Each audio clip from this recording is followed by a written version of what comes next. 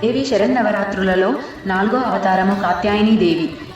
2025 September 25న గురువారం చవితి తిథి స్వాతి నక్షత్రంలో శ్రీ కాత్యాయని దేవి అమ్మవారిగా అలంకరణ చేస్తారు. అంటే చవితి తిథి కదండి, అంటే తిథి వృద్ధి జరుగుతుంది అని చెప్పాను కదా. ఈ చవితి తిథే 2 రోజులు రాబోతుంది. ఈ రోజుతో అమ్మవారి కొత్త అవతారాన్ని చేర్చుతారు.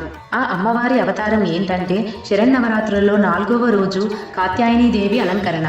ఈ రోజున అమ్మవారికి పసుపు లేదా ఎరుపు రంగు చీరలో దర్శనమిస్తుంది. ఈ రోజు అమ్మవారిని మందార మల్లెపూలతో పూజిస్తారు. ఈ రోజు అమ్మవారికి నైవేద్యంగా పాయసం రవ కేసరి ప్రసాదంగా పెడతారు.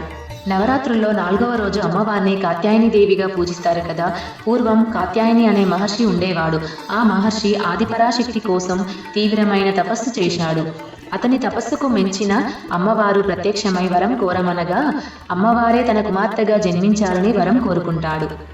కాత్యాయని దేవి ఉపాసన వల్ల సాధకులకు 6వ చక్రం అనగా ఆజ్ఞచక్రం ఉత్తేజితమవుతుంది.